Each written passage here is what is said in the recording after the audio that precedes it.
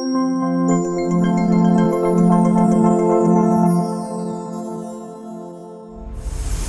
اللہ الرحمن الرحیم. السلام علیکم. پروگرام اوپنر میں میں ہوں ماسٹر افتخار.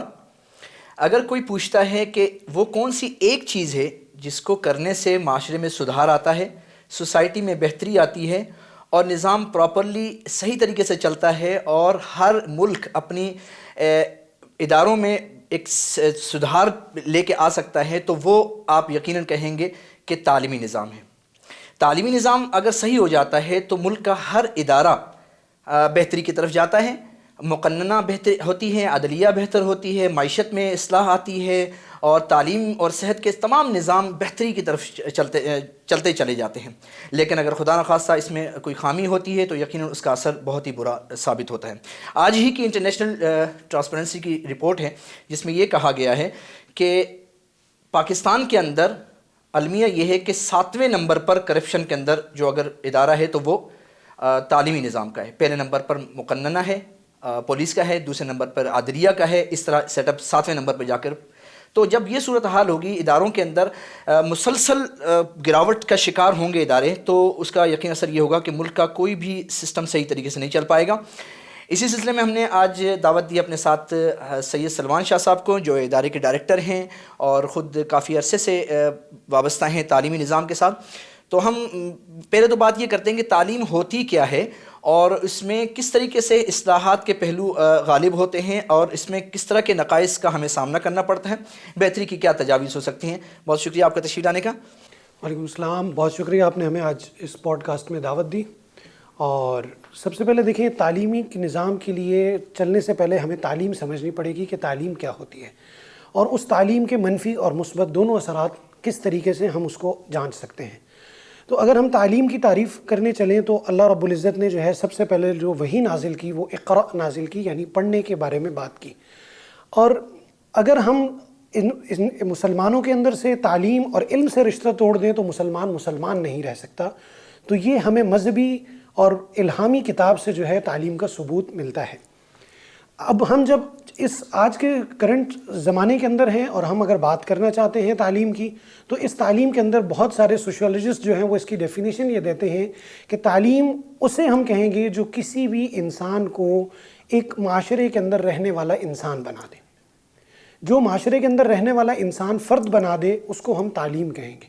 اب وقت کے ساتھ ساتھ تعلیم ڈیولپ ہوتی گئی اور آج جو ہمیں تعلیم کا ایک نقشہ نظر آتا ہے کہ ایک سسٹم ہے، ایک 10 ایئرس کی ایجوکیشن، 12 ایئرس کی ایجوکیشن، دین 18 ایئرس کی ایجوکیشن ہم جسے کہتے ہیں. اگر ہم زمانہ پیچھے جائیں تو یہ ایسی تعلیم کا سسٹم نہیں تھا، ایسا رواج نہیں تھا. گریکس کے اندر اس کا کانسیپٹ ڈیفرنٹ تھا، اس کے بعد جو ہے جب اسلام آیا اس کا کانسیپٹ ڈیفرنٹ تھا اور آج کا کانسیپٹ جو ہے وہ بالکل ڈیفرنٹ ہے. دیکھیں، بات یہاں آتی ہے کہ تعلیم سے کیا نتائج مرتب ہو رہے ہیں. آپ یقین مانیں حیران ہوں گے کہ پاکستان میں تعلیمی ریشو کو اگر انالائز کریں تو خود جس طریقے سے پڑھائی اسلام آباد کے اندر ہو رہی ہے، اگر وہاں 83% ریشو آ رہا ہے تو وہ کوالٹی وائز ملتان میں جا کر 40% ہو جاتا ہے. وہی آ کے ٹنڈو محمد خان کے اندر 23% آ گیا.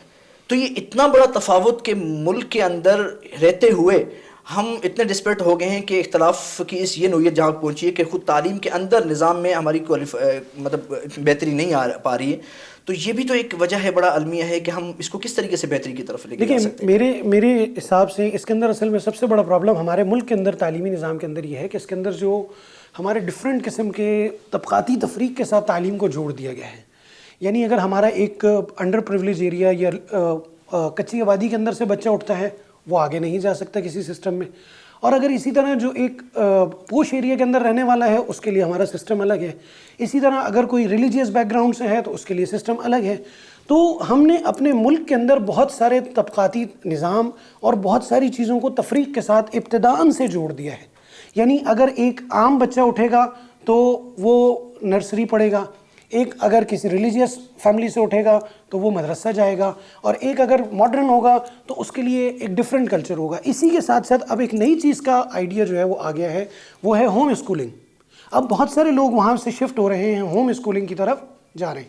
یعنی آن لائن کی بات کر رہے ہیں؟ نہیں، آن لائن کی نہیں. ہوم اسکولنگ کا مطلب یہ ہے کہ ہم اپنے بچے کو کسی اسکول کسی ایریا یا کسی بلڈنگ میں ہم بھیجنا نہیں چاہ رہے. ہم چاہ رہے ہیں کہ ہم گھر کے اندر اس کی والدہ والد یا اس کے بڑے بھائی اس کو اپنے ساتھ اٹیچ کر کے اور اس کو جو ہے نا ٹریننگ کرنا شروع کریں اور اس کو ہم بیسک سے پڑھانا شروع کریں.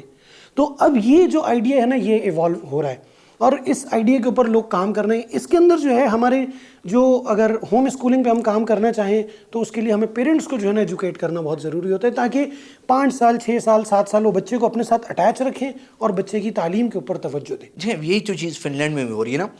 اگر آپ فن لینڈ کی بات کرتے ہیں تو وہاں کا تعلیمی نظام ریشو سب سے بہترین ہے. اسی وجہ سے انہوں نے نئی نئی ایجادات بھی کر رہے ہیں. ٹیکنالوجی کے اندر بھی چائنا کو دیکھیں آپ, اتنا اچھا ان کا ریشو سامنے آ رہا ہے. تو اوور آل دیکھتے ہیں تو ان کے ہاں بچے کو بچپن میں پڑھایا نہیں جاتا, ان کو کھلایا جاتا ہے. نرسری کے اندر کوئی ایکسٹرا برڈن نہیں دیا جاتا. حالانکہ اگر ہمارے اسکولوں کا سیٹ اپ دیکھیں تو شروع سے ہی 3 سال کا 4 سال کا بچہ پری نرسری میں آتا ہے, نرسری سیکشن میں آتا ہے, KG میں آتا ہے.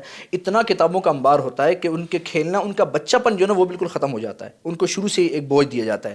آپ دیکھیں اس طرف سنگاپور کی طرف چلے جائیں, ادھر ڈنمارک کی مثال دیکھ لیں تو یہ مسلسل ان کے اندر بہتری کی تجاویز خود ان کی مطلب ان کے عملی طور پر وہ جو کام کردار ادا کر رہے ہوتے ہیں جس کا نتیجہ یہ نکلتا ہے کہ ان کا بچہ شروع سے ایک ترتیب سے آتا ہے اور پھر آگے جا کر 8ویں 9 سال کے بچے وہاں کریشن شروع ہو جاتی ہے, انوویشن شروع ہو جاتی ہے. اور یہاں ہمارے وہ چیز جا کر اگر کہیں دیکھیں تو وہ صرف او لیول میں جا کے کریشن ملتی ہے, باقی تو سارا رٹافیکیشن ہے. حیران ہوں گے نا ہم لوگ خود پریشان. جہاں سے ہم پڑھ کے ہیں مختلف پرائیویٹ اسکولوں کے اندر گئے ہیں تو وہاں پر یہی کہا تھا یہاں سے یہاں تک یاد کر لو بس تم امتحان میں کامیاب ہو جاؤ گے.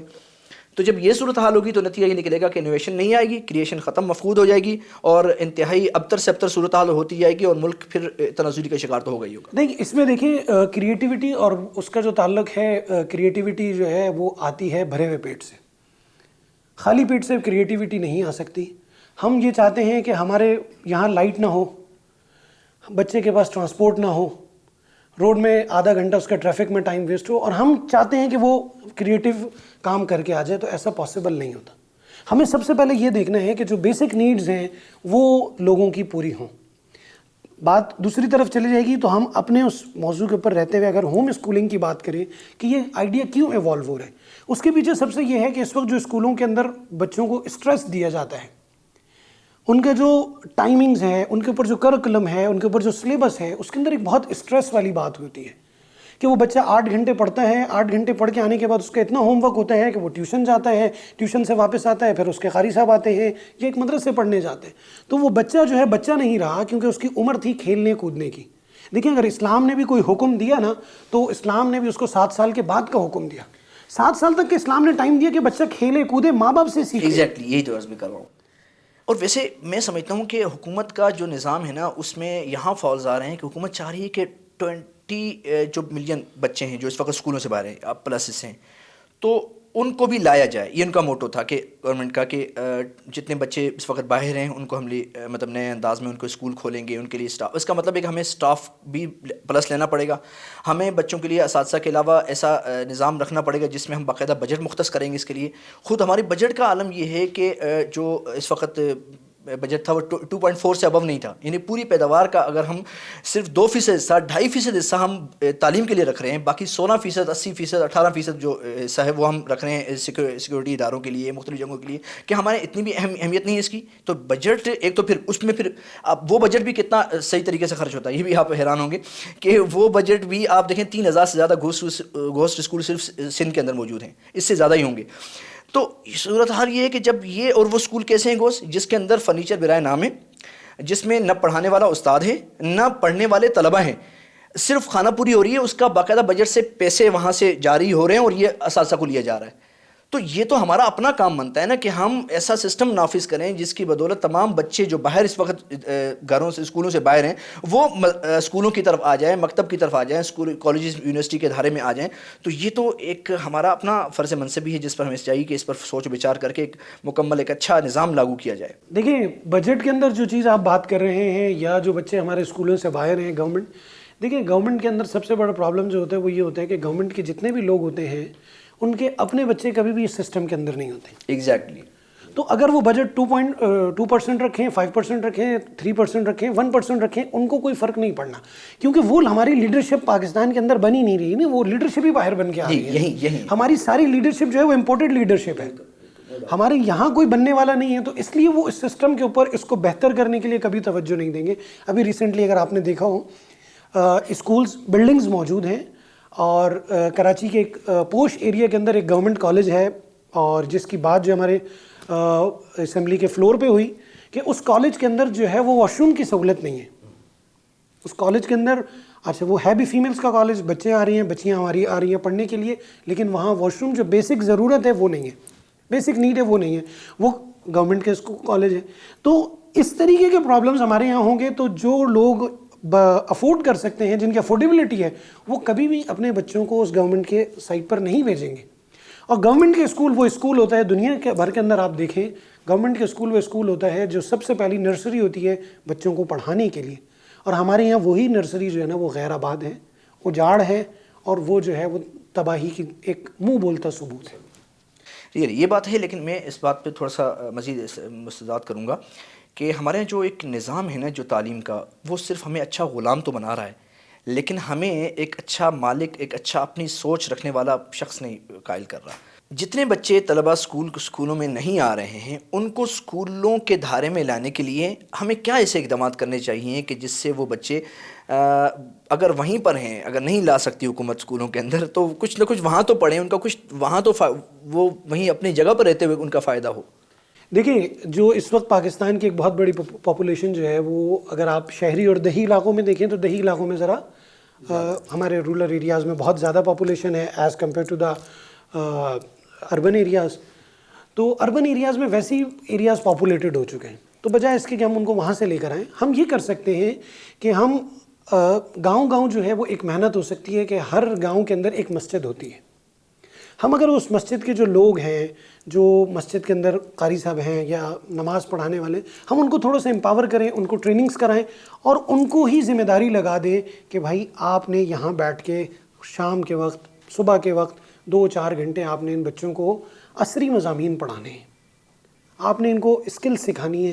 اس کے لیے ہم پہلے ان لوگوں کو ٹرین کر لیں، دین ہم اس پر آ جائیں کہ وہ بچوں کو جو ہے نا وہ چیزیں ٹرانسفر کرنے لگیں. تو یہ ایک بہت اچھا سیٹ اپ ہو جائے گا، کم کاسٹ کے اندر، کم بجٹ کے اندر رہتے ہوئے، اور وہ لوگ جو ہیں اس ایریا سے واقف ہوں گے، ان کو ایک ایک گھر کا پتہ ہوگا کہ اس گھر سے کون بچہ آ سکتا ہے، اور وہ اس کو لیتے ہوئے ایک بہت اچھے طریقے سے ہماری جو آنے والی جنریشن ہے وہ کم سے کم بیسک ایجوکیشن سے جو ہے نا وہ آشنا ہو سکتی ہے. میرے خیال میں اس کے علاوہ بھی ہم کچھ اقدامات کر سکتے ہیں کہ ہم ایسے پروگرام ڈیزائن کریں جو جہاں تک کتابیں نہیں پہنچ سکتی ہیں، جہاں تک اساتذہ کی دسترس نہیں ہے، وہاں ایسے پروگرام لانچ ہوں جو یوٹیوب پر مختلف جگہوں سے وہ اس کو سنیں بچے، اور وہ سن کر ایک تعلیمی دھارے میں آئیں، ان کا مینٹل جو گروتھ ہے وہ ڈیولپ ہوتی رہے.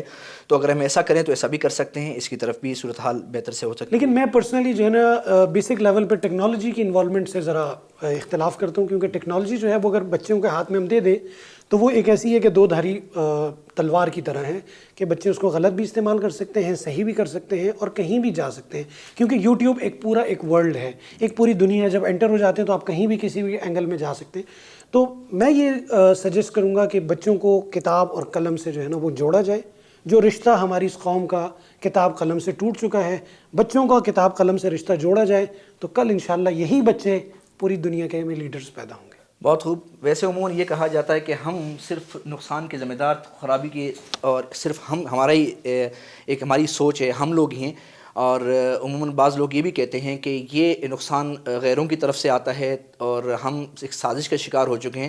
لیکن یقین مانیں جو کام ہم خود کر سکتے ہیں وہ دوسروں کے متھے نہ تھوپیں، وہ دوسروں کے سمے نہ لگائیں. ہم اپنے طور پر بچوں کو چاہیں اچھی تعلیم دلانے کے لیے ایک ماحول کریٹ کر سکتے ہیں تو ضرور کریں. انشاءاللہ اگلے ٹاپک میں ہماری مزید اس پر گفتگو ہوگی. آخر میں ایک شعر پر بات کرتے ہوئے اپنے آج کی سیکشن کو ختم کریں گے. اے موج طلا تم غیرت کر کشتی کو بھنور میں پھر لے چل. اے موج طلا تم غیرت کر کشتی کو بھنور میں پھر لے چل. وہ دیکھ تیری ناکامی پر کم بخت کنارے ہنستے ہیں. پروگرام اوپنر میں ماسٹر افتخار اور سید سلمان صاحب کو اجازت دیجیے. اللہ حافظ و نگہبان.